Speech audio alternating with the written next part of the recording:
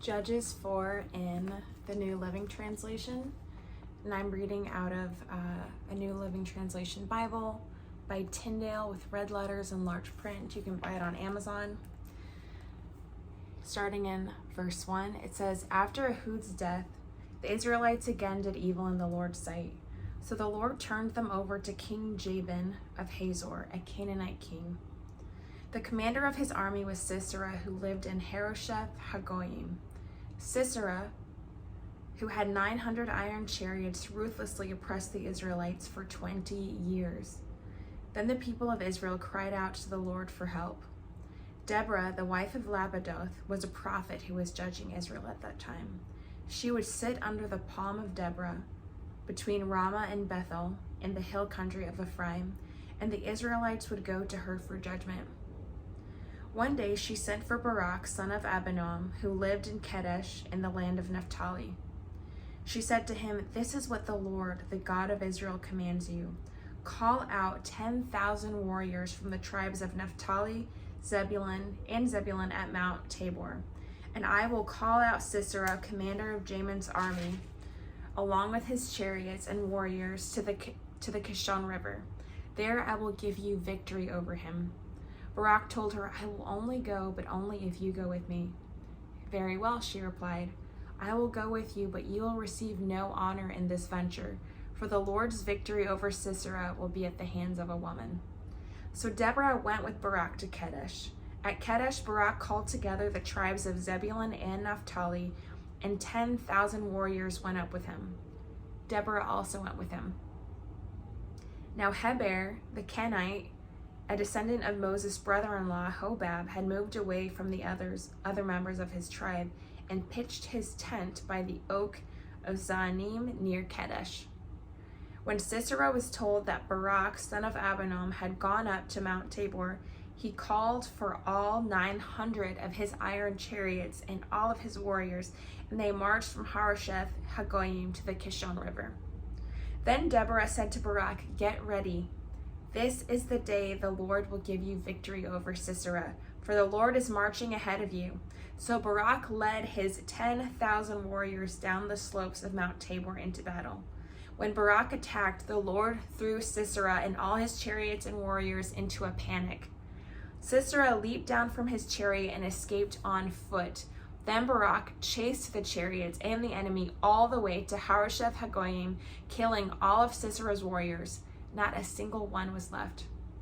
Meanwhile, Sisera ran to the tent of Yael, the wife of Heber the Kenite, because Heber's family was on friendly terms with King Jamin of Hazor. Yael went out to meet Sisera and said to him, 'Come into my tent, sir.' 'Come in, don't be afraid.' So he went into her tent and she covered him with a blanket. 'Please give me some water,' he said. 'I'm thirsty.' So she gave him some milk from a leather bag and covered him again. 'Stand at the door of the tent,' he told her. 'If anybody comes and asks you if there is anyone here, say no.' But when Sisera fell asleep from exhaustion, Yael quietly crept up to him with a hammer and a tent peg in her hand. Then she drove the tent peg through his temple and into the ground, so he died. When Barak came looking for Sisera, Yael went out to meet him. She said, 'Come and I will show you the man you're looking for.'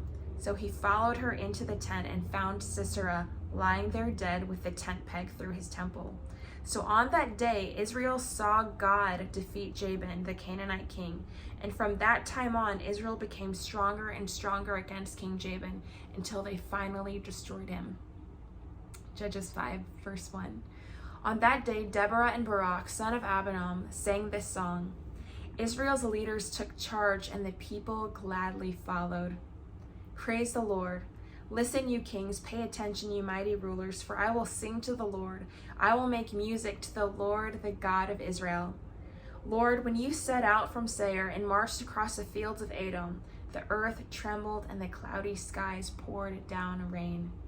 The mountains quaked on the presence of the Lord, the God of Mount Sinai, in the presence of the Lord, the God of Israel.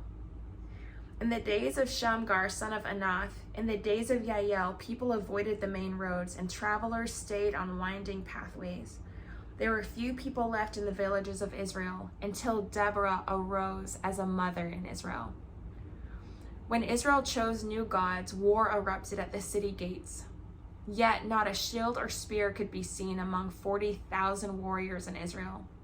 My heart is with the commanders of Israel, with those who volunteered for war. Praise the Lord. Consider this, you who ride on fine donkeys, you who sit on fancy saddle blankets, and you who walk along the road. Listen to the village musicians gathered at the watering holes. They recount the righteous victories of the Lord and the victories of his villagers in Israel. Then the people of the Lord marched down to the city gates. Wake up, Deborah, wake up. Wake up, and sing a song. Arise, Barak, lead your captives away, son of Abinoam. Down from Tabor marched the few against the nobles. The people of the Lord marched down against mighty warriors. They came down from Ephraim, a land that once belonged to the Amalekites. They followed you, Benjamin, with your troops. From Machir, the commanders marched down. From Zebulun came those who carry a commander's staff. The princes of Issachar were with Deborah and Barak. They followed Barak, rushing into the valley. But in the tribe of Reuben there was great indecision. Why did you sit at home among the sheepfolds to hear the shepherds whistle for their flocks? Yes, in the tribe of Reuben there was great indecision. Gilead remained east of the Jordan, and why did Dan stay home? Asher sat unmoved at the seashore, remaining in his harbors. But Zebulun risked his life, as did Naphtali on the heights of the battlefield. The kings of Canaan came and fought at Tanakh near Megiddo spring, but they carried off no silver treasures. The stars fought from heaven. The stars in their orbits fought against Sisera. The Kishon River swept them away.